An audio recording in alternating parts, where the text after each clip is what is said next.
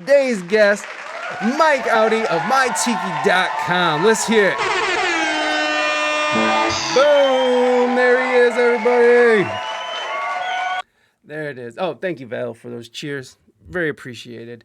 Mike, thank you so much for coming on the show and welcome. How you doing, man?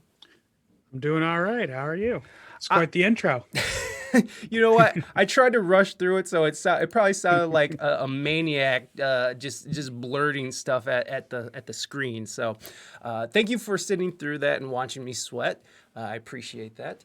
Yeah, man, I'm really excited about Tiki. Like I I talk so much smack about big tech on here, especially in the sense of well, like in the sense of censorship and data has a lot to do with that and how they zero in on people to edit and censor. And obviously you can't just I get that these companies have terms of service and I get that, and you can't just put whatever you want out there. And I get all that, but they are getting a little ridiculous. But I'll get into that. We can get into that. First, I want to actually just, what's your background and what's your background, what's your education, and what you've been working on leading up to Tiki. Sure. I mean, so start with my education and background, I guess, is in engineering, right? I have degrees in electrical, computer, and robotics engineering from a school called Worcester Polytech, Massachusetts. So studied engineering.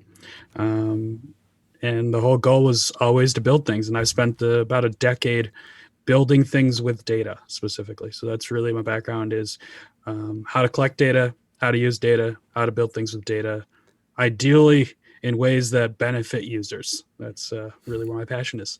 Um, I did a whole lot of stuff. I know you guys talk a lot about music on this podcast. I did a whole lot of tech in the music industry for a long time. Oh wow! What? Yeah. What did you do? So my previous company that I was involved with and started was called Bluestream, and we partnered with D'Addario to release products to monitor IoT for humidity in guitars. We worked with Taylor Guitars to Wow. build all the stuff that's built into the Taylor Guitars to monitor, like if you drop your guitar, it tells you like how to check it for damage and like how. Yeah, it's called Taylor Sense. We made a bunch of their guitars smart to do all sorts of cool things with humidity, temperature, and care of guitars. My favorite feature in there that we built in is it'll actually tell you if your preamp battery is going to die before you get on stage, which is Whoa. a big issue. Holy shit, you're right. You're right. You're absolutely right. Like that completely changes the game because I never know. And like Right? I have my acoustic and all you get on my acoustic is like a little like dead battery light, and that's all it indicates. A little LED. It's like it just tells you when it's dead. And Yeah. that's how Like, what unhelpful. good does that do for you in the middle of a gig? Like, you're already on stage, Right. you're an hour in, and all of a sudden your guitar's dead. Like, it's terrible. Yeah, So, fun. Yeah, I've been there so many times. It's ridiculous. What kind of like what kind of like research or what kind of I mean, what did you have to learn and do to sort of understand this? I assume I guess I shouldn't assume. Do you have any background in music? Have you ever played an instrument at all, or just for fun?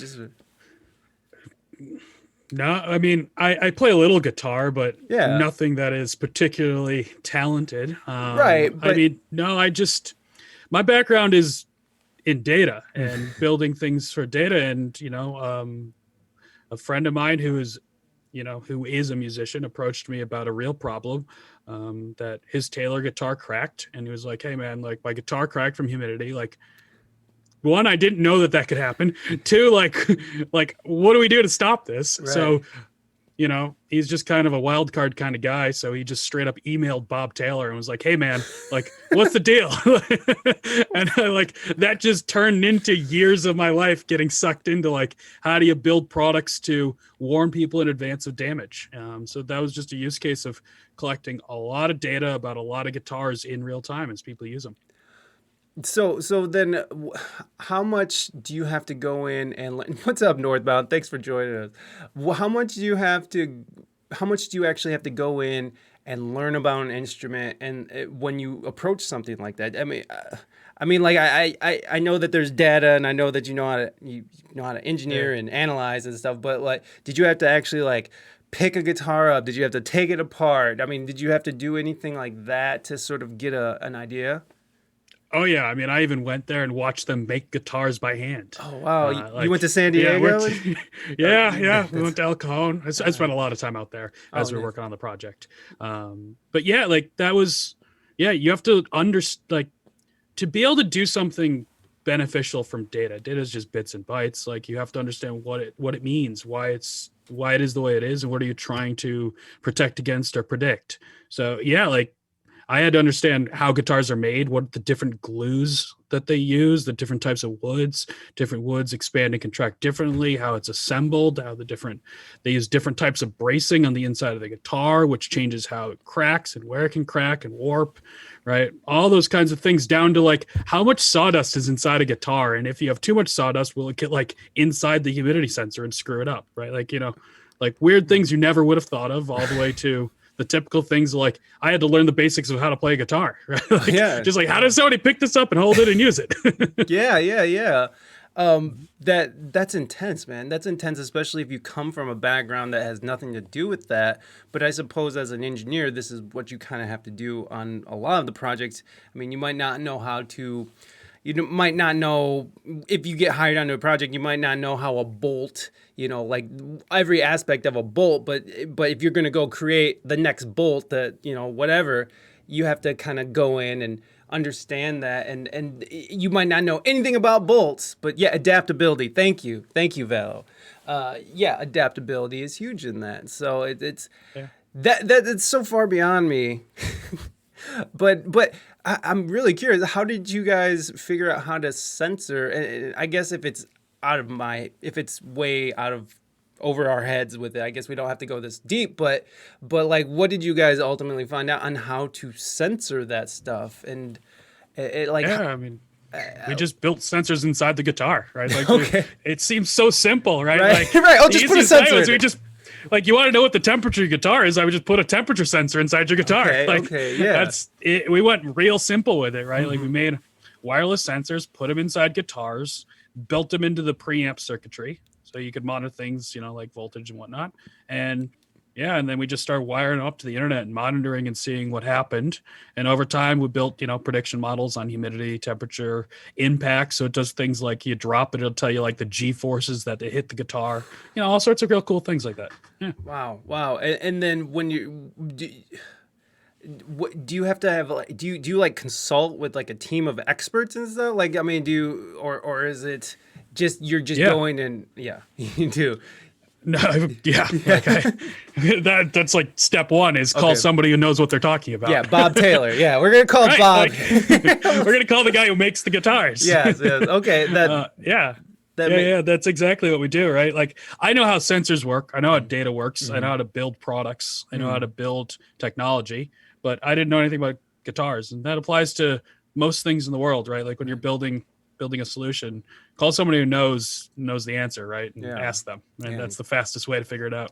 Yeah, definitely. I mean, like, if I know somebody that has the answer, even before I look to Google, I will contact them because it's just like for me for whatever reason. Well, I guess it's because they have the information. It's a direct form, and you don't have to go searching around for stuff. You get it straight from a source, and that just makes things work better. Teamwork makes the dream work. That is correct, Val. So then, what is why did you want to start a company like Tiki? Like what was the precipice for this app that you're developing? Yeah. I've been passionate about data since I don't know, the early days of Facebook. I was worried about data.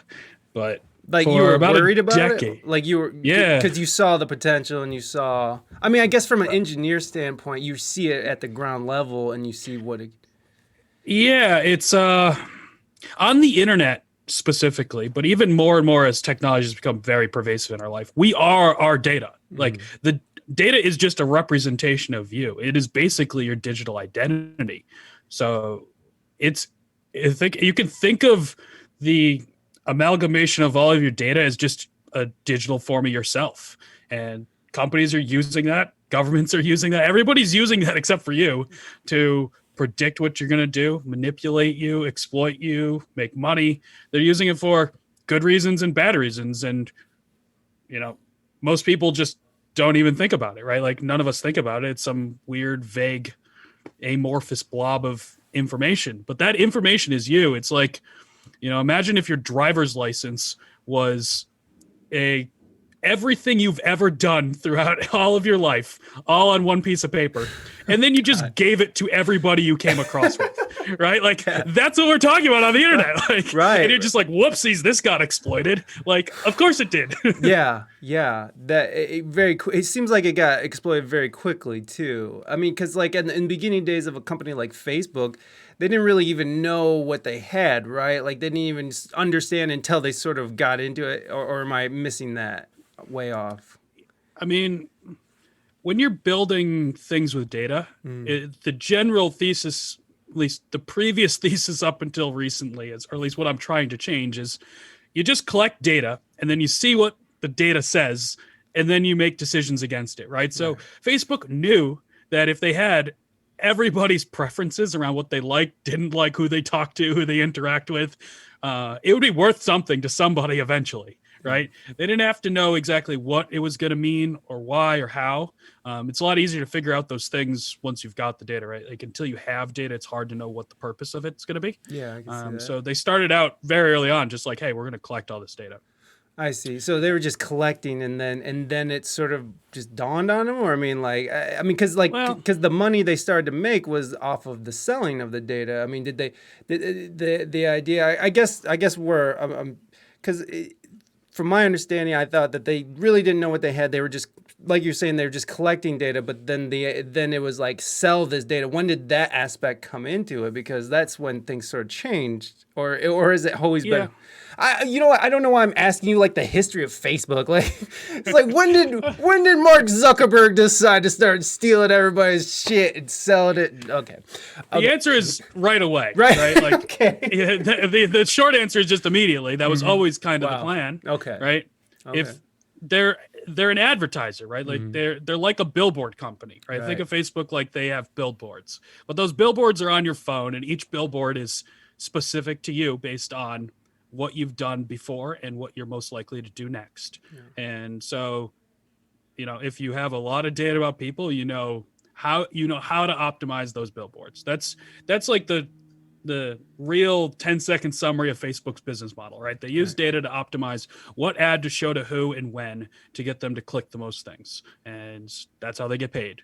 Yeah. So that was always the intention, right? Like Facebook was always going to sell ads. It was just a matter of time, and they wanted to stay cool as long as possible and hit a critical mass before doing that, right? Yeah. Like that was always the plan, though. Okay. So all right, and then like, so then is sort of Google the first company that sort of took that business model and sort of implemented it? Or are they kind of the first ones to do that, like on a mass scale, or is this something that's Google search, Google Ads specifically was is one of the earliest forms of this at mass scale, where based on your behavior, they were optimizing what to show to you. Right.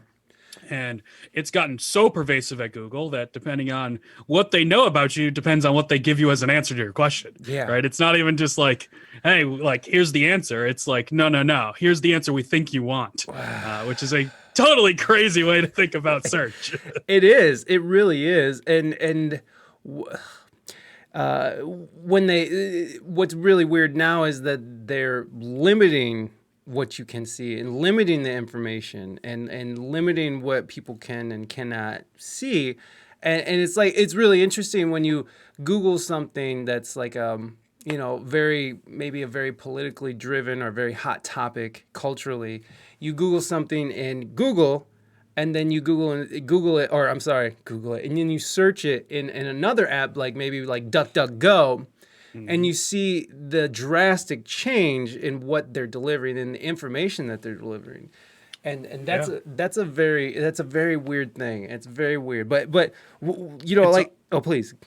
Yeah, it's all rooted in the same problem, right? The business model is the issue, right? Yeah. Because they're a business and they need to Right. make money. Right. And the problem that Google very quickly learned was if they gave you an answer that you found inflammatory, whether it was right or wrong, the person looking at it was like, fuck you, Google, right? Like, can I swear on this, by the Of way? Like, course. is that Yes. okay? Please. All right. Please, Yeah. Josh. So people were pissed at Google, Yeah. even though Google was like, I didn't, like, that's not my fault. I gave you the answer to the question, Right. right? Yeah. And that causes them to lose business. Someone's upset with Google, they're not going to click the ads, and therefore Right. they lose money.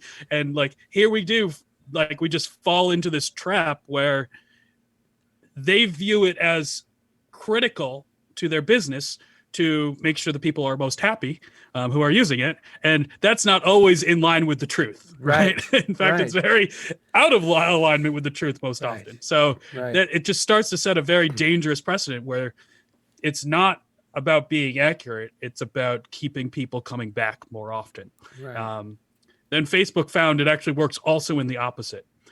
If you upset people, they also come back more often. Right. So then they just moved in two complete opposite directions, right? They left the center of just normalcy, and they give you stuff that you want, cat videos, dog videos, and they give you like, conspiracy theories that make you upset, right? Right. Right. And there's the internet we have today. Yeah, and now everybody hates everybody, and thank you for data. But I mean, the thing about data is too, like, I talk so much shit about it, but it's like, but there is a lot of good things that come of it, and like, when you think about like what could potentially be life-saving information, like I heard an example of like if you had a device that could monitor your well-being with, like a Fitbit or something, and if it could predict and tell when your blood pressure's dropping and things are shifting in your body, and it's starting to, and all of a sudden the paramedic shows up at your front door and they're like, hey, you're having a heart attack. Your little Fitbit just told us. And that's amazing. But on the other side of that is, if you're trying to get life insurance and you still have that messed up ticker or something, and life insurance is kind of a crappy example, but like if you're trying to get insured in some way and they have that same data and they're like, hey, you had a heart attack. Nah, and they don't even have to like go through any doctors. This isn't anything that they would have to go and violate any doctor patient policies at all, because it's just data and there's no oversight on it. So it's just like, it's just there and it's just for sale. And so there is the quandary. But that's what brings us back to Tiki, which is really awesome. And could you just sort of explain to people what Tiki is and sort of, just explain what Tiki is. That would be great. Start there. Yeah, let's start with kind of, running off your point. Like, data itself isn't good or bad. It's all about how it's used, right? It's just information, and it can be used for great things and it can be used for terrible things. Right. And it can be used everywhere in the middle. And we believe at Tiki, the reason we're in this horrible mess is because users have no say in how it's used. It's just really simple. Companies and governments make all the choices on what happens with our data. And we as users have literally no say in the matter. You don't know what data is collected on you. I mean, you could read a terms of service and privacy policy, but like, good luck. Yeah, right. Like that shit's nonsense. Right. That's not going to tell you anything. Right. And then like, God knows what they're actually doing behind the scenes. It's super complicated. It's changing all the time. It's not particularly safe or secure. It's like there's a million people's hands in there, and it's all driven by money. And then, like, they're selling it, and you're not getting paid. So what the hell, right? Like, if you had a car or a house, and you couldn't see the thing, and you couldn't say who could come in and use your house or your car, and then somebody just sold it one day and you didn't get paid for it, you'd be really upset. Yeah, right? that'd be a pretty bad day. What the hell? Right. Right. Like, so why don't we get those same rights when it comes to our data, right? It's really like, why are we as users it's our data and we have literally no say in the matter. So that's what we set out to fix with Tiki. Like, we just wanted to build something that could let users have a say in really what's going on with their data. Yeah, and by the way, everybody, like, you guys can actually, there's a link in the chat, and also for those of you listening on the audio end, there is a link in the show notes that you can go and click on and actually sign up for this. And so I'm actually just curious on where you guys are in the development process of this app. And I know that you need 10,000, but I know you're way past 10,000 email signups now. And so where are you guys at with all this, and how far are we, and when can people start getting paid? Yeah. Yeah, things move very fast, faster than we ever kind of expected, That's right? wonderful. Yeah, when we set out to build Tiki, right? Like the whole idea is give users a say. And so we wanted to build the company to be ultra transparent, create trust with users, and be truly 100% user centric from day one. So we did things, what most companies would consider backwards, which is we told the world what we were doing before we did it. Like normally when you're starting a company, right, you come up with an idea, you get some co-founders, you build a product, you raise some money, you sign up some customers, and then you tell users about it, right? Like Right, right. that's the traditional path. We did the opposite. We just told people like, "Hey, we want to do this thing." Like, and we didn't do any of the other parts. We just went to the last step and told everyone. I mean, it's a great idea. I mean, so I mean, there you go. We wanted people to know about it, and we wanted their say early on before we made a decision about what we were going to build or how we were going to sell data or raise any money. We wanted user input on like, what do they like, what don't they like, what do they want, what don't they want, does this actually make sense to them? So we just put it out there and started signing up people with the original goal that we needed 10,000 people initially to hit a critical mass where we had enough data that we could actually create insights, right? Because if you took my data and your data and put it together, it's not very meaningful, right? Like no one really cares. Right. We needed 9,998 other people to put with yours and my data before it started being meaningful that we could sell and get users paid for it. And we thought it might take us, upwards of a year, maybe longer, to get 10,000 people to sign up to participate in the app.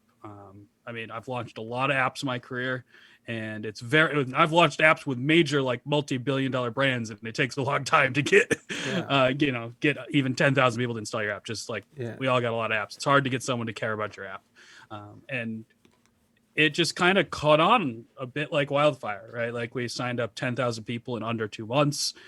We crossed 50,000 people this week, signed up for the wait list, and we're looking like we're going to probably cross about 100,000 people in May. Wow.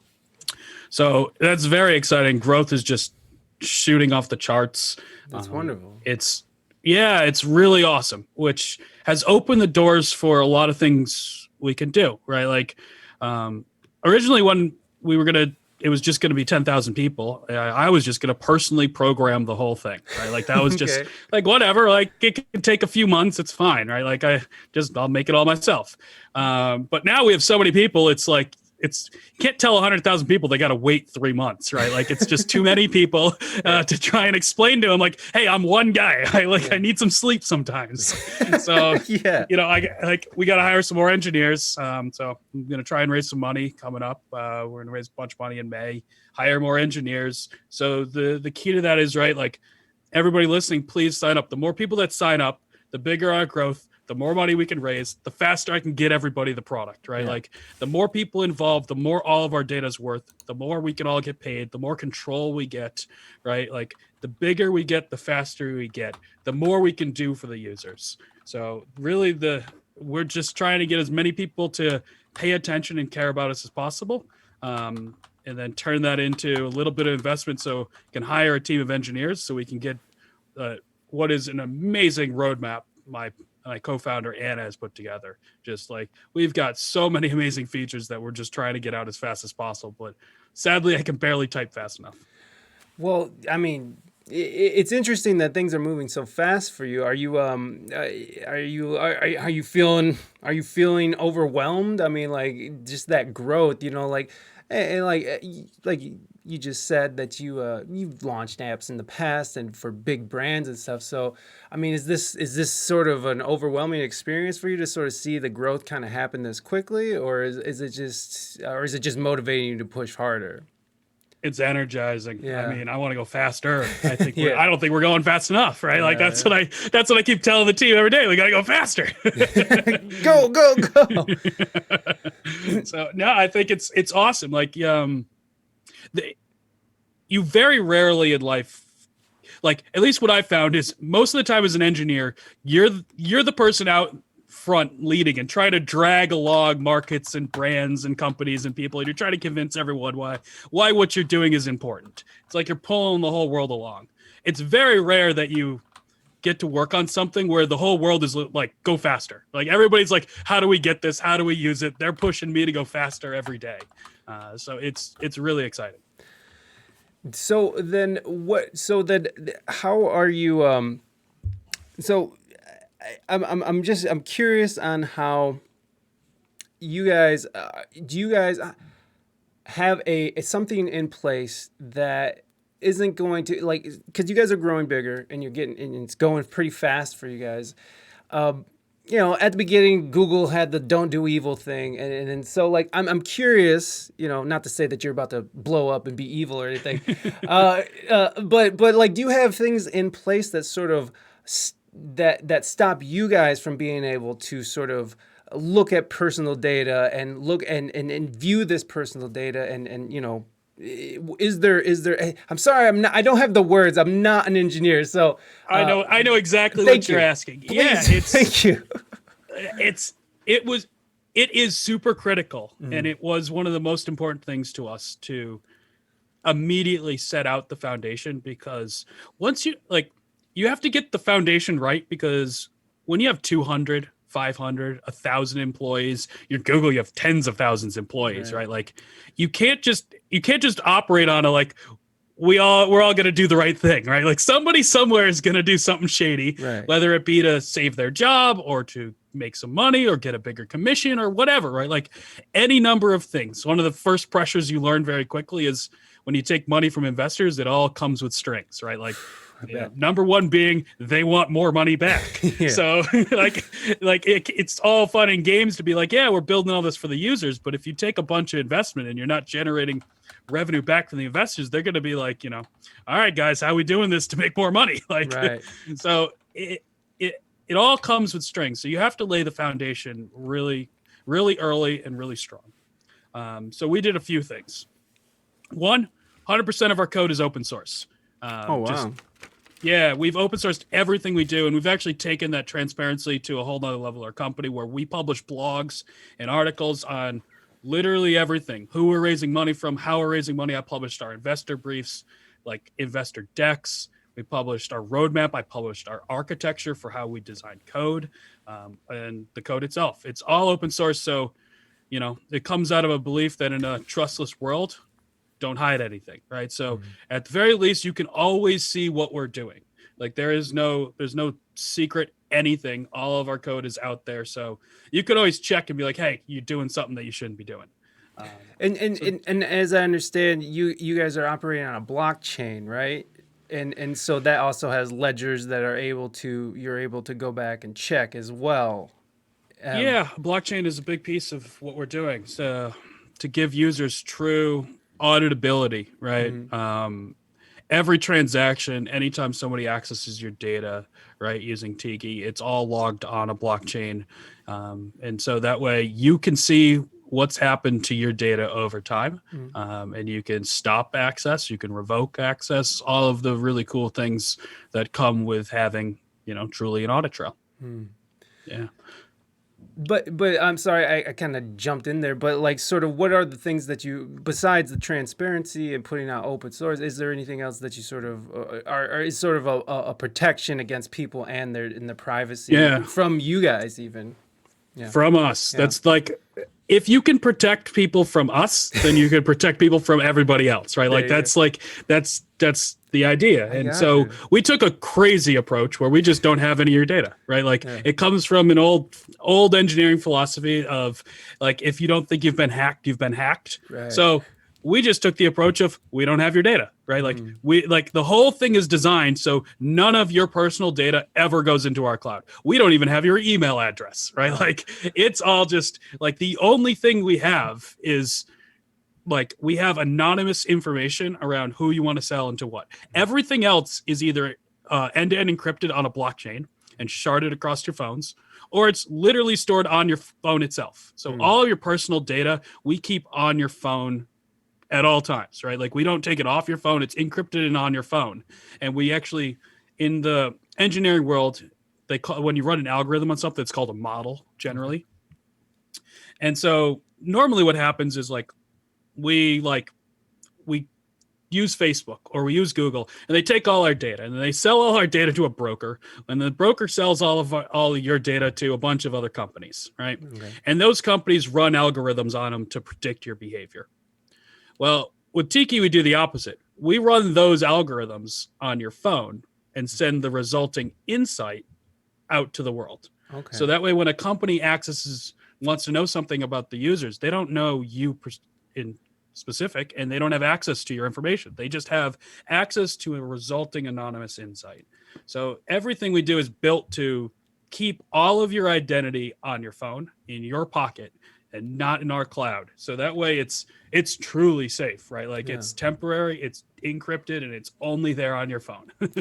Well, so, like on your phone, when you're saying that, I think of people who can sort of access your phone as well. And so how do you protect yourself against that? Or is it pretty safe on your phone? It's very hard to hack your phone. Like it's exceptionally hard to hack a phone. Mm-hmm. And then in general, like we also just use all of the typical stuff that you'd expect, right? So it's encrypted on your phone, right? So every user has their own personal encryption key that encrypts their data. Gotcha. So it's not like we have an encryption key and we can decrypt it. There's not like one secret key that can unencrypt everybody's data. It works so all as users. Oh, it works like a wallet, like an online wallet that you'd keep your Bitcoin or something in there, right? Yeah, exactly. It works just like that, and then it's only on your phone. So on your phone, you also have two-factor authentication. So if you have an iPhone, Face ID, or you've got a thumbprint. Plus, we use email authorization, which means that you have to have your email plus identity to actually get into the app. Gotcha. Right. So you've got two-factor authentication. You've got encrypted, and it's local, and it's only in your pocket. Plus, you've then got the Android and iOS encryption as well. So you've got a lot of levels of security on your phone, to the point where the biggest risk to your phone being hacked is like you lose your phone, in which case you use Find My iPhone and just erase your data, right? So you've got remote erase capabilities.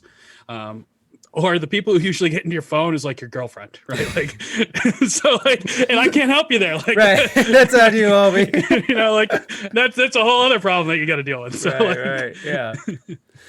Well, Apple just recently did they have a data privacy policy that they sort of started implementing, and what's your thoughts on that? Comparative to like the Android or Google model. Yeah. Well, I don't know if I'm using the right words, but hey, we're going. Yeah, close enough. Sure. Here we go. You'll hear it called ATT. So App Tracking Transparency is the Apple thing. And I view it as a major step forward in the world. It's got, its own issues, as does any big policy like that.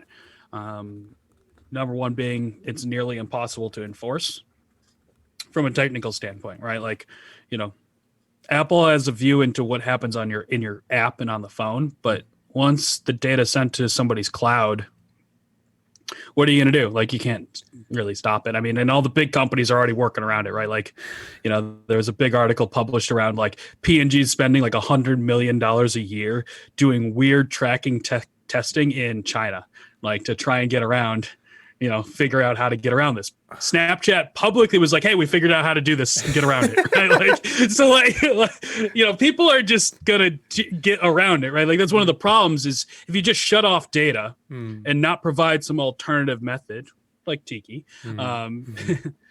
shameless promotion, but please, if you don't, shamelessly promote.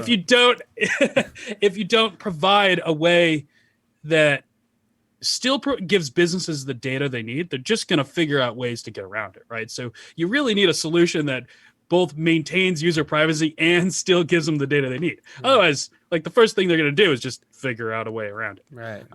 So I think there's a lot of room for improvement in how it's implemented and how it comes about.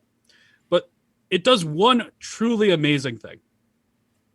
Every user gets a pop-up now on the app that says do not track, request not to track. Yeah. And even if that request not to track like technically means just this one type of identifier in this one use case, good luck explaining to my mom that she pressed the do not track button and then still got tracked from some other way, right? She's going to be upset, right? Like the coolest thing about it is you have massive user awareness. Like upwards of 1 billion people are going to suddenly opt out of things and be aware and think about their data. Like people who never considered their data all of a sudden are going to get popped to this, hey, this app wants to track you. And they're going to go, no, I don't want that, right? Like the awareness level of the average person is just going to skyrocket. And that's going to create more change in the market, right? The fastest way to get any business to do something is to get their users upset. Right, like upset people create change, right? Like it's that simple, and that's what this is going to do. That's what these changes are going to do, and for that, I am so excited. Yeah, that's awesome, and so with Tiki, and because you mentioned that if you don't have an alternative to that, or like Tiki, you're an alternative. When people sign up and when the app is in play, is it going to be an easy type thing? Because like some of these terms of service, you mentioned it earlier, no one's reading terms of service, and there's no way to get like a real informed idea unless you have like a law degree. There's no way of getting a really informed idea on what they're actually taking, what they're actually doing. How is that?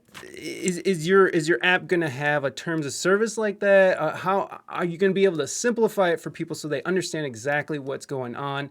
And then I guess we can move on to the sort of the interface of the app. I mean, how easy do you expect it to be for people to use? Because, I mean, you're talking to me. I'm a musician. I'm kind of a dipshit on everything else. So, like, you just saw me struggle with Instagram Live. Okay, that was sad. It was sad that I just struggled with Instagram Live. So, how easy is it for people going to understand? Is it going to be easy for people to understand? And then I guess how easy is it going to be able for people to use the app itself? I keep saying easy. It seems like a lazy word. Right. But it's the right word. Okay, like, works. Easy is the right word. It's the only way to make something like this actually work. Right. Is to make it easy. It's not that any one data doesn't have to be complicated. We've made it complicated as engineers and businesses for, accidentally and misguided reasons. But it doesn't have to be, right? Like the whole idea is that if you made it easy, everybody could make a decision. And that's the crux of what we're trying to do at Tiki. And will we get it right from day one? No. But our goal is to make it as easy as possible for people to quickly make decisions about their data. And it has to be easy for a whole bunch of reasons. One, no one wants to spend more time thinking about it than they have to, right? The goal is to spend as little time as possible interacting with our app. Yeah. We believe that data is a universal problem. So we launched and announced our app we had people from 185 countries sign up for our app. Wow. We just said, anywhere in the world you can use this thing. We had to build it very specially to work in every country, but the whole idea is it can work anywhere. And you can't make your app complicated if you want someone in the United States to have the same experience as we have 5 users in Swaziland. Not entirely sure where Swaziland is. I've never even heard of. Oh, okay, there you go. But their experience with data and knowledge of data is very different than the United States and the Philippines, and we have a bunch of users in Nigeria and Egypt and Pakistan, and we have users all over the world who are passionate about actually having a say over their data and earning money from their data. So you have to build an experience that works everywhere. And the only way to do that is to make it super easy, right? Like, it reminds me of my favorite first product launch ever was Snapchat Hmm. because it had two screens. You could take a picture and you can send it to somebody. Like, it's impossible to screw that up. Like, that's it. There's only two things. Right, Like, right, take pictures, send it. right, right. Right? Like, so it has to be that kind of level of simple, and it can be that level of simple. Um, all of the all of the hard stuff is actually already out there. For example, people can turn off facial recognition tracking in Facebook. No one knows that you can turn it off, Yeah, I right? didn't know that. It's buried in one of their like 20 settings menus. Like, I don't know how that app has so many settings menus, but it does. Yeah. And there's so many settings Yeah. for so many different things, and it's named something really weird, like auto facial tagging something something something, right? Right. So no one knows what it is. But if you just popped up on someone's phone, would you like to turn off facial recognition tracking? If you do so, Facebook will stop auto tagging you in pictures. Yes or no? That's all it has to be. It doesn't have to be complicated, right? Like, that's a very easy thing. You could just ask people and just let them do it, and they could just turn it on and off and make it easy for someone to make a choice, an actually informed choice. That's really all it comes down to. Right. If you can do that, then everything else unlocks. Yeah. And then so like yeah, I got someone they want a live demo. I don't know how we would do a live demo, Dutchman. It's not. But the you're like, especially the ka-ching ching part. So then so we got this easy interface. You got these easy terms of service to understand, and this is this something that sort of runs in the background. So if you are on Facebook, like it just runs in the background and it pops up on Facebook. It's like, do you want to turn this off, or is it something that you have to work in the app to do? No, the goal is you just kind of set it up one time and it's there. You can use it as much as you want, but the goal is to be closer to your calculator than like, a social media app I got where you. you log in, you're going to set it up. You can link whatever accounts you want to link to it. You don't have to link all your accounts. They're not going to just spy on all your data. You choose what you want to link. You can link your Facebook account. You can link your Gmail. You link whatever accounts you want to link to it. And we do a couple things. We show you what data the companies are collecting on you from those accounts. We make it real easy to understand what your privacy control settings are for that app specifically, right? Like, here's your different options. Here's what you can turn on and off, right?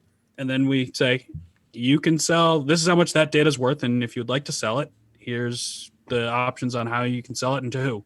And we make that, and that's it. And you set it up, and then you're kind of done. Like, you don't have to do it again, right? Like, we'll send you a push notification once in a while if there's some new privacy feature or some new setting you can change, or if we think there's a way that you could make more money, right? Like, make it easy. But no, like the idea is you don't need to, like, we're not trying to build an app where you got to open this thing like once a day to deal with it. Like, nobody wants that for their data, right? Like, Yeah.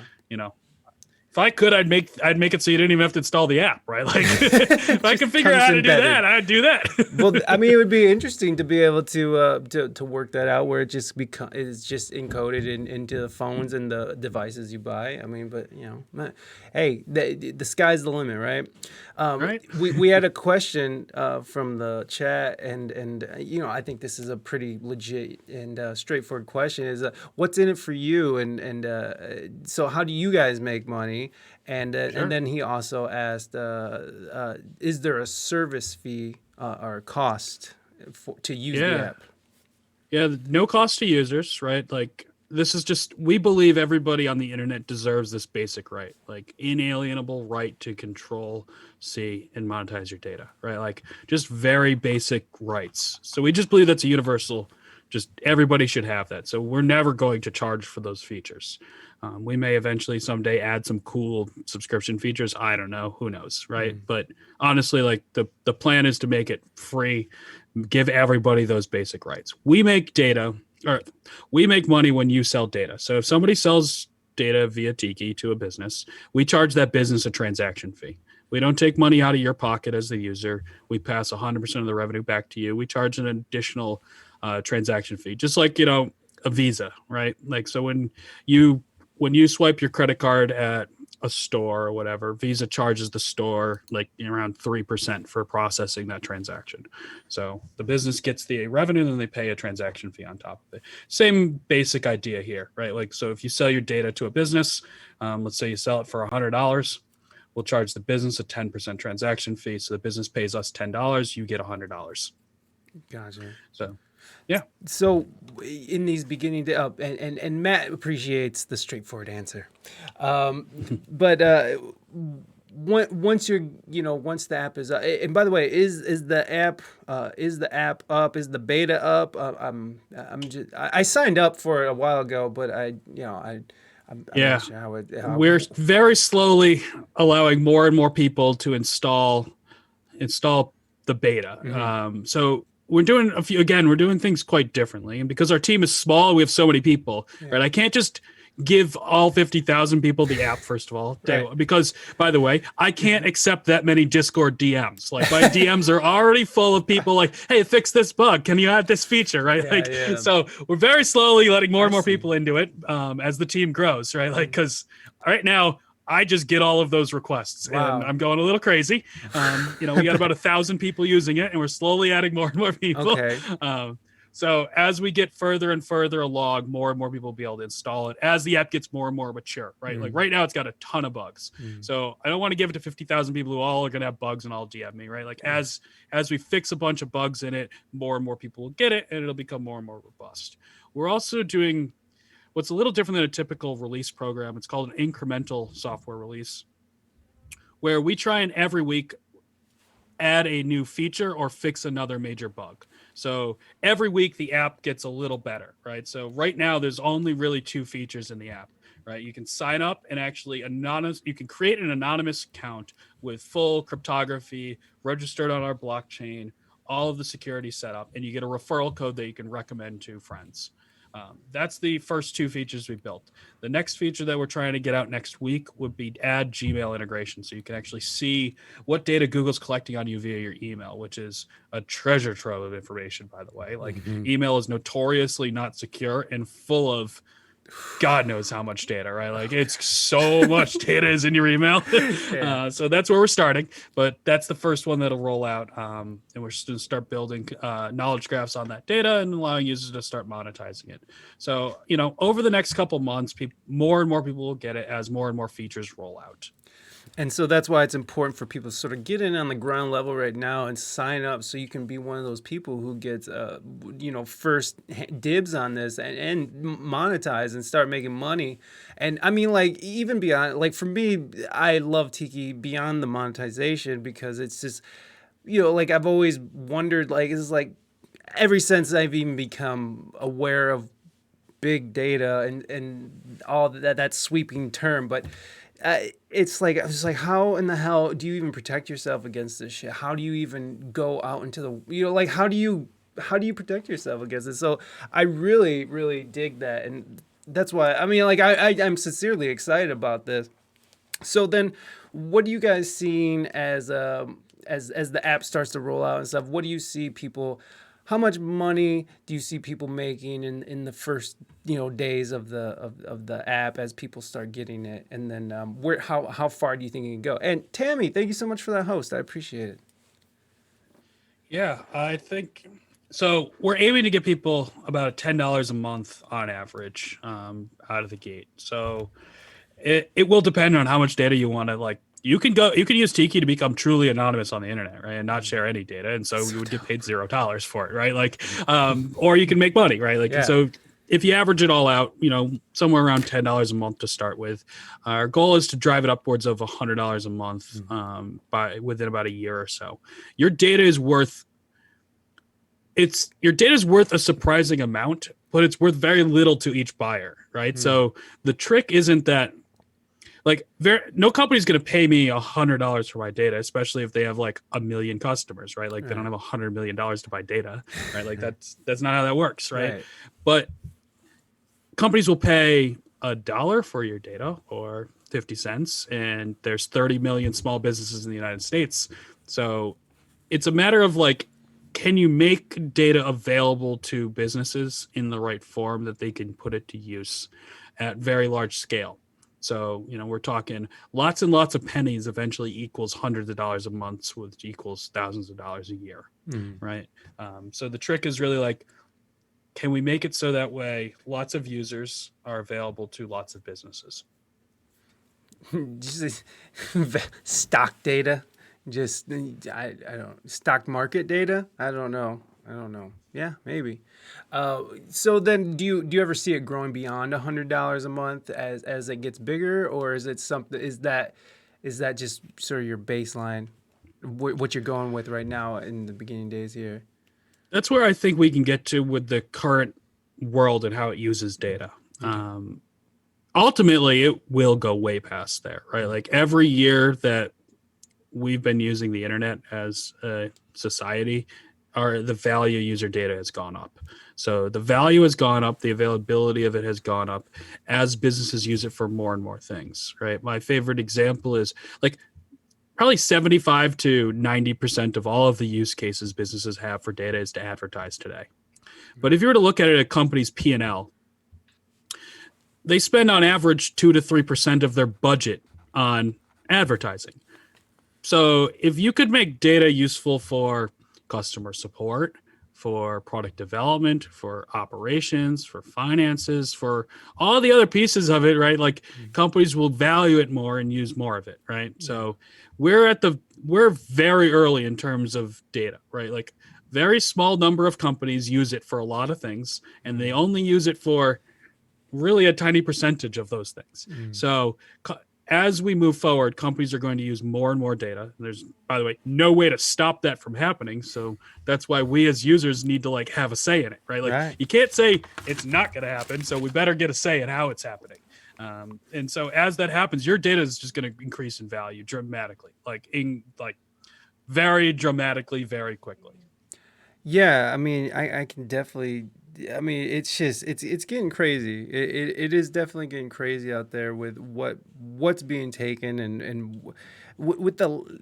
I mean, like what when you start looking into this and you see like not all these companies can afford like the top analysts and the top like so you're kind of getting whoever or you're getting outsourced or you don't know who's even looking at this and so this lack of oversight is incredible, especially in the this is a private sector type thing and but they're handling very sensitive information. Do you think that this is something that should be sort of federally regulated? Do you think it's something that can be regulated?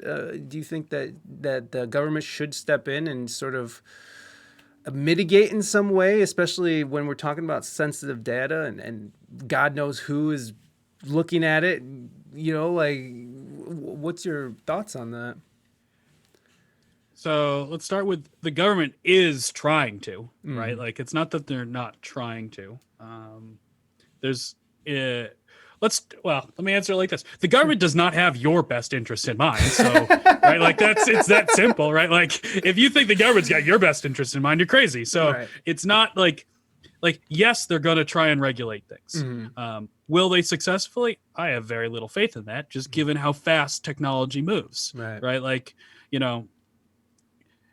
GDPR is the like that's what everybody trumpets out in the world. They're like, yeah, GDPR, user data privacy, right? Yeah. But that thing is 10 years antiquated already, and it doesn't work for blockchain, which is where anything that's on a blockchain is cannot apply to how GDPR works, Yeah. right? Because it's decentralized. Like the whole Right. point of data with GDPR is it's centralized in Europe and then extracted by the user, right? You can't just have it on people's distributed across thousands of computers. But Right. so it doesn't even work with the fundamental technology of things Wow. that how the world's moving. So the government can't keep up. It's just not possible. It's not how governments work. They're meant to be slow. And by the way, we want slow-moving governments. You probably don't want a fast-moving government. That would probably be pretty scary, right? Like who knows what's going to happen, right? Like, Right. so they're going to do things, and they will continue to do things. But the technology and the market's going to move much faster, as it always does, which puts users at risk, right? So users really need some way to make their voices heard and make sure that it goes in the right direction. I think that's like probably the biggest worry I have, right? Like, I mean, we've got crazy technologies on the horizon, right? Like, you've seen what I'm sure people have seen what Elon Musk's doing over with the Neuralink, right? Neuralink. Like, Yes. like if you think you got a lot of data today, imagine your brain being plugged into the internet, right? Like, so, right? Like, what are you gonna do then? Yeah. Yeah. Yeah, how does Tiki scale to that? But I don't know. it's We'll cross that bridge when we get there, right? no, it actually scales really well because all we're trying to do is let you as a user make a decision around what happens with your data, Hmm. right? We're not out here trying to stop the data collection. Hmm. We're not out here to make you anonymous even. We're here to make it so you have a choice in what happens with your data. Yeah. So more data is going to get created on you. We're not going to stop that. I don't think we should stop that. What we want to do is allow users to decide what happens with their data. Yeah. Um, it's the it's the best way, at least in my opinion, to ensure that probably something good happens, right? Like, will it always go right? No, because people will make bad decisions. People always Yeah. make bad decisions, right? Or not even bad decisions, just when you're faced with two bad decisions. Let's say, like, you need money, Hmm. but you don't want to give up your privacy. You might, make a choice that you prefer not to. But Right. I'm just a strong believer that allow users to choose. If you always give users choice, at least then the responsibility lies with them. Each one of us can make what's the best choice for us at any given moment in time. Yeah. And so I just think we deserve that same right when it comes to our data. We have that same right when it comes to everything else we own, right? Hmm. Like, you choose what happens with your phone, right? Like, no one's over there just like, hey, we're taking your phone away today. Like, Right. that doesn't happen, right? Right. Like, Yeah. it's yours. So yeah. Let's see. We got a couple questions here. How about publishing my needs and selling it? Like, I need a new dry condenser tumble dryer internet. Okay, I don't know if that's I don't know if that's a real question. Okay, how about publishing my needs? Okay. That I don't think that was a real question, but maybe. Touchman, thank you. Sure. It kind of is, right? Like, Yeah, that's so, like, when you go on Amazon, that's kind of what you're doing, right? You're, exactly. you're searching for something, you're making the world aware. Like, Mm. here it is. I like the idea of just being like crowdsourcing, like, supply. Like, hey, you guys tell me, like you basically having a bidding war on who can have my business That's as a not bad. user. It's a cool idea. Instead of a promo. I'm sorry, Dutchman. Dutchman, that was a serious Yeah. question. Instead of a profile. I guess I'm not understanding the question, I guess. I get what he's saying though, right? Like, so the idea in Dutchman, correct me if I get this wrong, but I think what you're saying is, instead of companies tracking what you're doing and making a decision around what they think you want, let you publish to the world, like, hey, this is what I'm looking for. You can give me content around this thing Mm, because it's what I'm looking for. And flip the paradigm from them trying to predict what you want and what's in their best interest, and let the users say, hey, this is what I want to consume. uh, so I mean, look, moving Dutchman. He said you got it. And then so is that something that Tiki would be able to do? I mean, I think sky's the limit, right? Like, Sky's the we limit. at Tiki, we don't we have we let users choose what features we build, right? And, Yeah. like, do not take the features we have in the app as like, I picked those. Like, we crowdsourced them. We stuck Yeah. them up on the internet. We're letting people vote on features, right? Like, Yeah. if you want, you could go to feedback.mytiki.com and you could just submit a feature, right? Like, so, like, we're going to build the features users want. And so if a lot of people want that feature, and businesses are super happy to participate, we'd love to build it, right? Like, I think it's a very cool idea. I don't know that, like, you probably can't completely replace the other, but it's definitely valuable, right? Like, the old sales, like, the trick they teach you in sales is, don't try and sell somebody something they don't want. Find somebody who wants what you're selling and then give it to them at a price that they're willing to afford. Yeah. Right? Like, that's the old sales trick, right? Like, you don't, like, the joke of selling ice to an Eskimo, or, right? Like, Right. it doesn't make it, like, that's not how sales work. You find somebody who wants what you have first. And so as a user, if you're like, this is what I want, you can definitely, like, that's high value information at the very least. So it's a very cool feature. Yeah. That's awesome. Northbound Matt, thank you so much for that 4 month subscription. You're just a doll. You're an angel. I love you, buddy. We got another question from the chat here. Oh, okay. And moving Dutchman, I think, yes, maybe combined with profile and location, etc., etc. See, Yeah. it's these. Well, there you go. Go put in your suggestions, and I know I should have. Thank you for that woo, Reina Mystique. I turned off the alerts, guys, because I wanted to, because I knew we were going to be talking a lot of stuff that was going to kind of go over my head, and I wanted to make sure that I was in it. So I turned off the notifications. Yeah, but he mentioned how Google has a lot of people's data already. Won't companies try to obtain pre-existing data for free on people rather than paying for it? So you can't really obtain data for free. You can Mm, either pay Google for it mm, or you can pay the users. And when you pay Google for it, you get less good data, less accurate, and it's old, honestly, right? Like, so what we've found by talking to businesses is they do business like it's not like they want to go to Google, they just don't have an alternative. So if you can make a company would much rather prefer to buy data from its customers who are happy about it mm, than from other sources. So it's all about making good quality information available ethically, right? mm, We've seen this in markets like take like the drug market, for example, right? Like cannabis in the United States, at least. Like by making it legal and transparent and regulated, consumers won, right? The whole thing got cleaned up. We had less shady business going on. We've had less crime. Just look at all the crazy metrics that came out of Denver, right? Like right. it was unbelievable the transformative success it was simply by just making it a open and transparent market. Same thing will happen when you do it with data, right? Like people like businesses don't want to be doing sketchy things because it just upsets their customers, which ends up losing customers. So if you give them a good ethical solution that's reasonably affordable, they will gladly participate. And by the way, like these days, the only data that matters is today's data, right? Mm, Like yesterday, like the further back in time your data goes, the less relevant it is, the harder wow. it is to find what matters. It because like there's a massive tail on it just exponentially decays like radiation in terms of the value. Wow.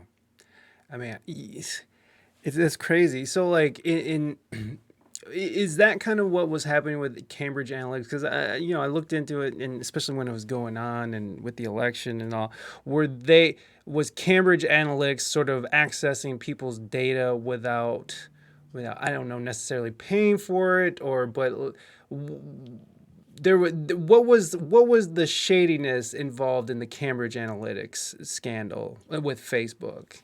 Yeah. Yeah. So there's a couple things that are shady, but Mhm.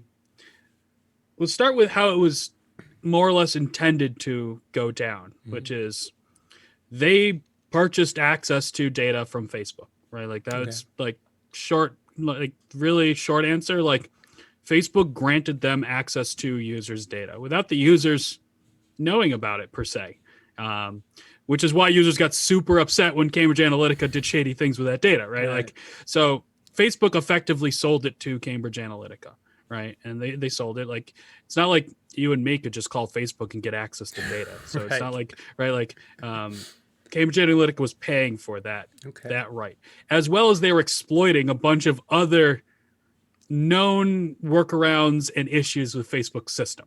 I So there was also like a whole bunch of like well known, but not really how you're supposed to do it, right? Like in this gray area when it comes to APIs. And you see a lot of these out there where people are using APIs that companies put out there that aren't really the intended use case. Cambridge Analytica was doing a lot of that, right? So Facebook, it's questionable who knew what, right? Like I can't really speculate who knew what, but all right. I could say is like they said they were using the data for one reason. Facebook said, okay, you can have access to it for this reason, for this price, for this whatever. And then they were using that data and they did something else with it, right? And that Mm, was really the root of where all things went wrong. yeah.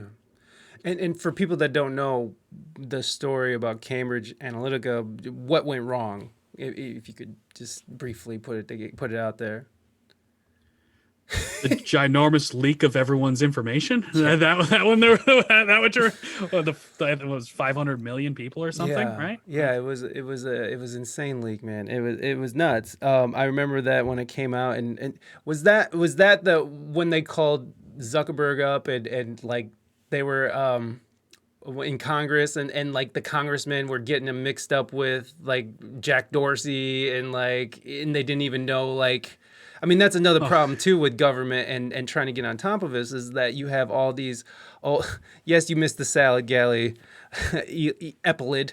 The you know, we have these dinosaurs, these ancient dinosaurs that are making laws and trying to understand what's happening in this technology that's moving much faster than they even understand. And so, yeah. how does a government kind of even get their wrap their heads around it when they don't even understand it themselves? And they're calling this dude, you know, Zuckerberg, you know, the dude, confusing him with another CEO for another Yeah, company. I mean, the my favorite one, right, is they've got a is it Sundar Pichai from Google on like up there, and they're like interrogating him and asking him questions about like what happens on his iPhone. He's like, man, I don't make that. That's a different company. Like Yes, I don't yes, like I work for Google. I don't that's know a what diff- like I can't give yes, you an answer on what happens on your right, iPhone, right, man. Like yes, right, exactly. yeah, yes, like that is a like, and I don't know of any good way you solve that, right? Like it's Yeah, just there is no way that the government can ever keep up with technology. Like, are you crazy? Like, you got people like Elon Musk building computers that are going to get plugged into people's brains. We're still trying to figure out like the basics of autonomous driving, right? yeah, Like we're in two completely different yeah. ballparks. You're So absolutely right. yeah. Speaking of that again, where do you think that's gonna go? You think that's gonna have positive results? I mean, from your perspective, how You're does talking about like Neuralink. Neuralink? Yes, yes. I mean, it could go wonderfully or terribly. Like it's not going to go like down the middle, that's for sure. Right? Like I mean, it could be amazing because you have really cool things that no one ever would have thought possible, like intent, right? You can communicate Right. intent, you can understand pain and emotion.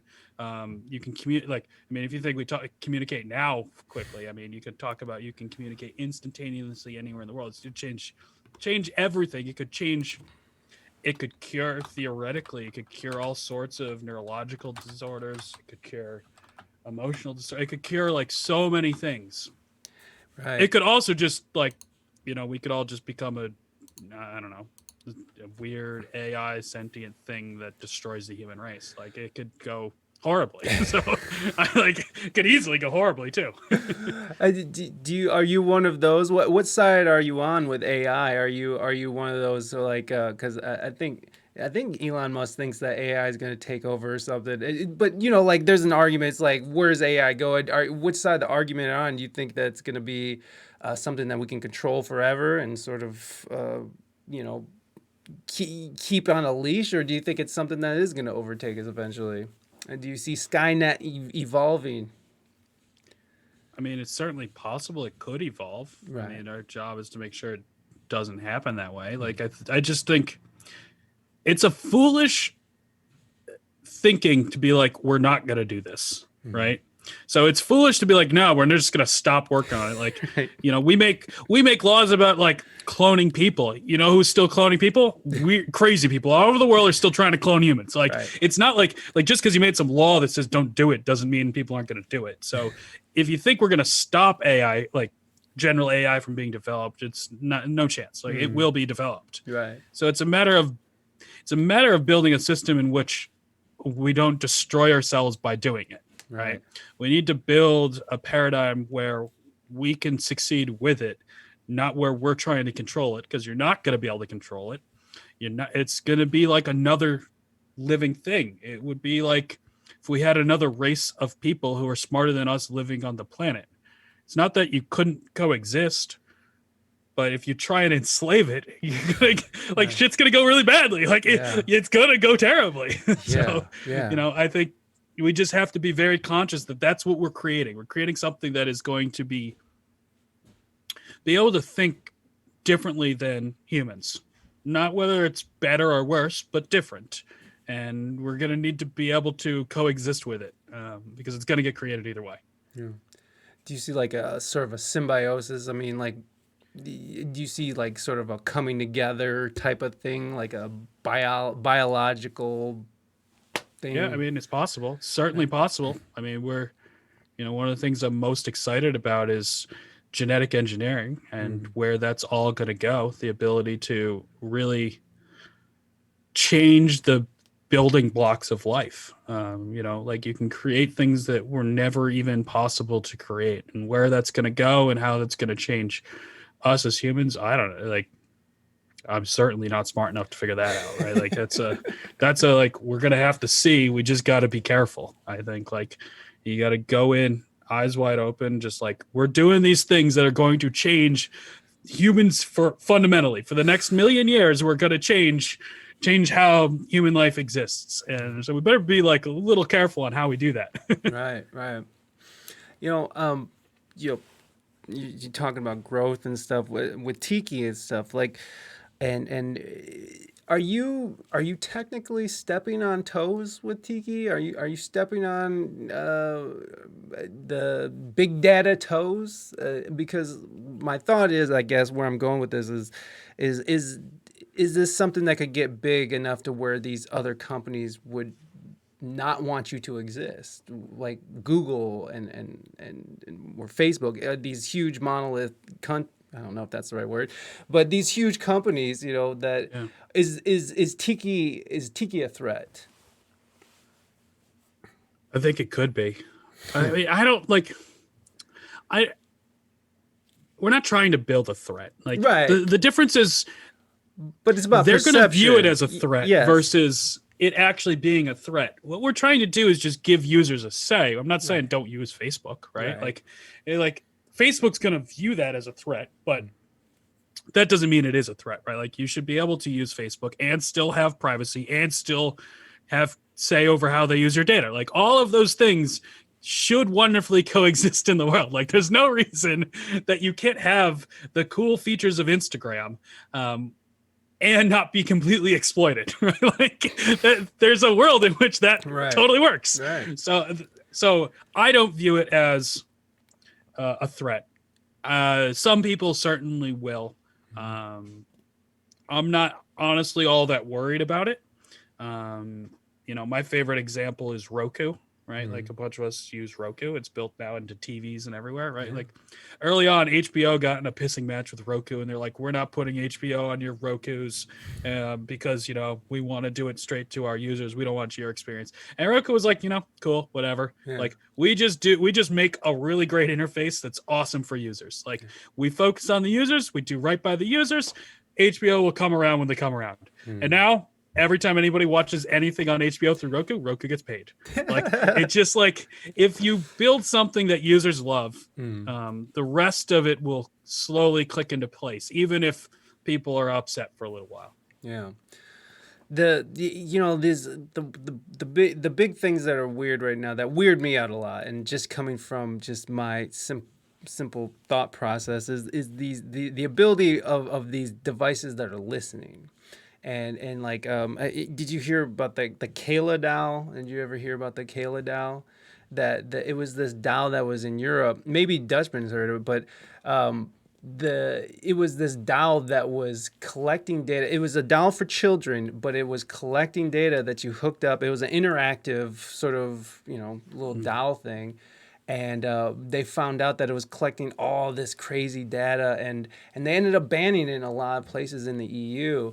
It freaks me out, and then when you hear about like how Alexa is solving murder crimes and shit, it's just like, is Tiki gonna be able to, if you wanted to remain anonymous out of that, would Tiki be able to sort of intercept that, or I mean, are we there? I know the sky's the limit, but Yeah.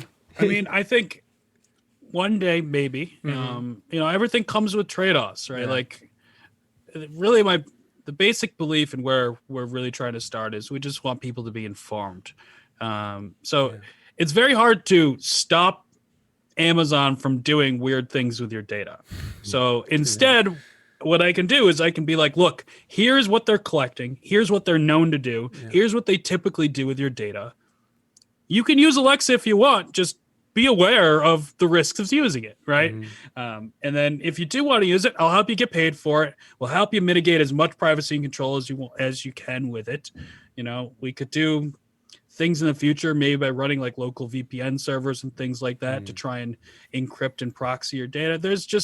But it all starts with just let people choose, because some people will be totally okay with, hey, Amazon can listen to me because I love that Alexa helping me. I Yeah. like the ability to yell, turn on a timer for the chicken, which is my personal favorite Alexa feature.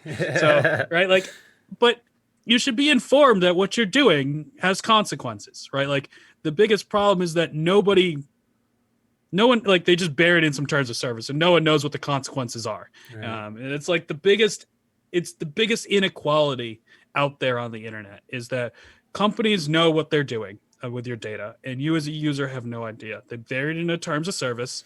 You have no say, no control. It's like, hey, use this thing. It all seems good, and then whoopsies, we did this other thing over here with it, right? Like, Whoopsies. so like, let's start by fixing that problem. For sure, baby steps. And Dutchman has another question here, and he's not trying to be cynical or negative. How do you keep the fake profiles out when you're bigger? Or maybe better question is that a concern for you? Yeah. So we don't care. The short answer is you just don't care, right? Yeah. So let's say, like, the biggest worry that most people would ask is, like, if I could create a fake profile to get paid, I could figure out how to game the system. Mm-hmm. Well, to do that, you'd have to also link like a fake Gmail account and generate fake emails that have data that a company is going to buy for you to get paid, right? Yeah. Like, you get paid in concert with what you share, and you get paid when somebody buys and accesses that data. So if you don't have any data that's being shared and no one's accessing that data, then there's no money being generated, transacted, right? It's fair. It's all based on the actual transaction of the data itself. So, if you wanted to create a fake Gmail account, link it to Tiki, and send yourself emails to earn $5 a month or whatever, go for it. Like, please have at it. Like, do it. More power to you. If you can figure out how to do that, like, go have at it. Right. It's like, more power to you. So I think, like, yeah.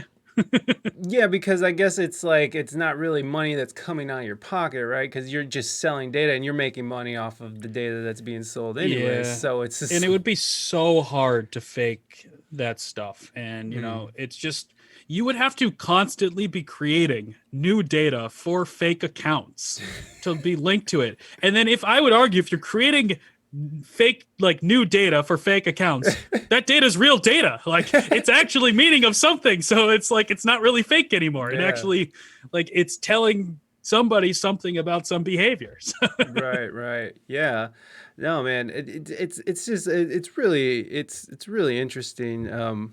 I mean, we could go on for days, but I'm sure you're busy, and I'm sure you have a lot of things to program. Lots of... God, I sound like such an idiot. I'm sure you got things to program and buttons to push and stuff.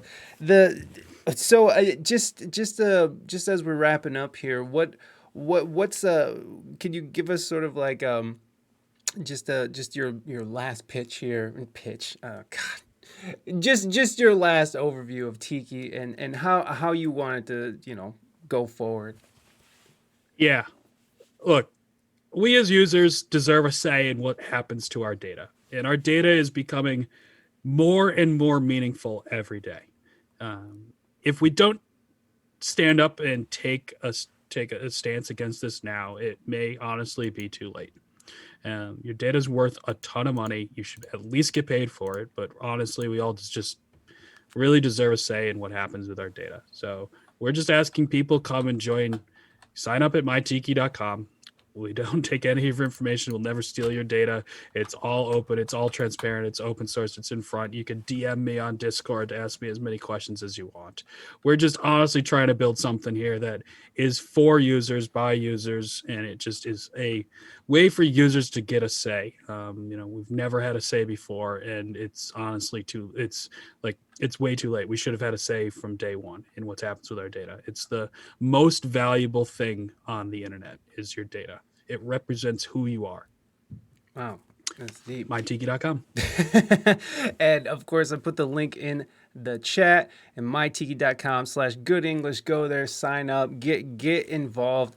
I think this is an amazing app and amazing product that you guys are getting up and going, and I'm super excited to get the app in and start trying it and start blocking these assholes because, man, it's just it drives me nuts. You know, it drives me nuts when you hear about, even when you hear about just people, just ideas getting buried in search results, and just influencing and manipulating people in how they think and how they vote and how they. It's a very sickening thing to me, and so I'm glad that there's at least a way that's coming out here that we can sort of take a stand back. I know I was about to let you go, but I was just curious on what your thoughts on with TikTok, and like there was this huge thing. Last year, as soon as Trump said that we got to get rid of TikTok, everybody was like, "No, we need TikTok," and all this stuff. So I don't know. What's your thoughts on it? Me personally, just not my thoughts, but what happened. I signed up for TikTok, and immediately I started getting a bunch of spam in my emails. So I don't know if they're connected, but I signed up for TikTok, spam in the email. So I don't know. What's your thoughts on that? On TikTok? I mean, I'm sure they sold your email address. That doesn't shock me. Like they have no, they don't care. Like they're like, everybody knows we're stealing all your data, and there's still like 100 million of you guys using this thing. Like, right. Fuck it. Like, Yeah. we'll do more. Like, they could be super brazen about it. Right. I mean, honestly, I love TikTok. TikTok is awesome. It's so funny. It's the funniest place on the internet right now is TikTok. So I love TikTok. It's hilarious. It's very entertaining. It sucks you in. Yeah, I mean, yes, they're stealing everything. They're collecting as much data as they possibly can about you, which God knows who's using it. I mean, it is everything that comes out of China is technically owned by the Chinese government. So they do have access to it. But I don't know. I find it hard to get more worked up about that than any other social media. They're all doing the same thing. Right. They're all tracking everything you do online, and they're using that to manipulate you for whatever the best outcome is for them. Like, that is just any app you use, any service you use, whether it's TikTok or Twitter or Facebook or Snapchat, Google, Spotify, Zoom. Right now, they're recording this call, right? Like, literally everything you do on the internet, including like the internet service provider, the people who are literally transferring the data from your computer to the internet, are also monitoring everything you're doing and selling that data. The cell phone providers are selling your data. The telecom companies are collecting and selling it. Everybody is monitoring everything you're doing. So everybody's getting paid except for us. Right? Like, we're the ones holding the bag. Wow. Yeah. That's the problem. Mike, thank you so much for your time. I really appreciate it. I had a great time chatting with you. I mean, we had a lot to discern here. I mean, at least for me, I feel like a slow bot.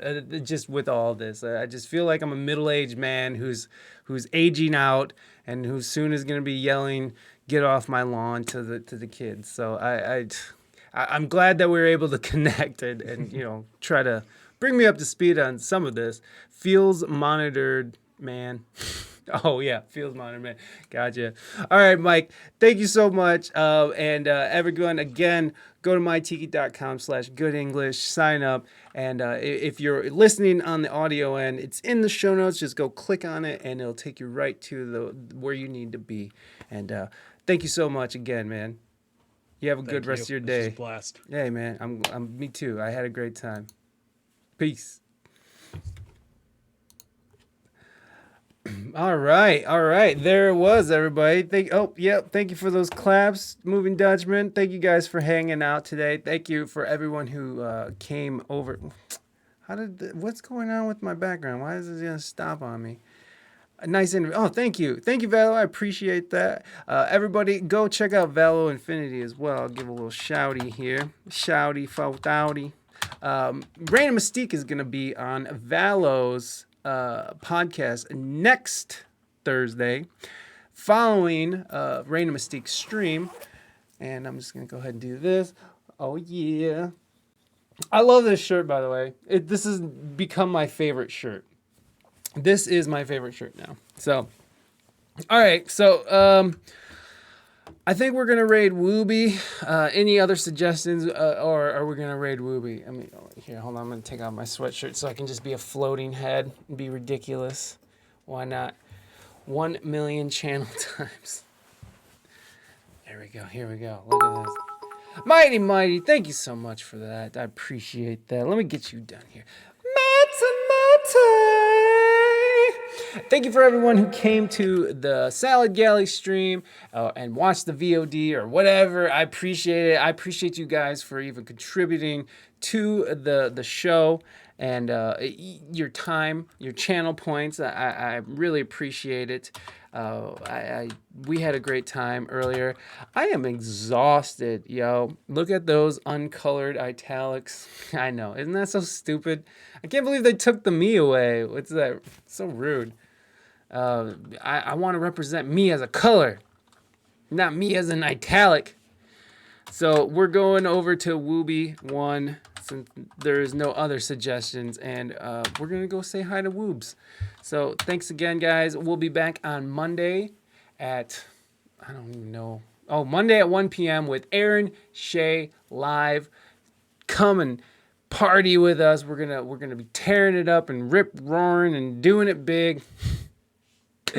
No, Aaron Shea is an Australian actress and singer-songwriter. So I'm super excited. She's also a Twitch streamer. So I'm excited to chat with her from Australia. I think it's going to be like 5 a.m. for her. So I feel bad, but they agreed. So what can I do? All right, guys. I'll see you next time. I'll see you on Monday. Mwah!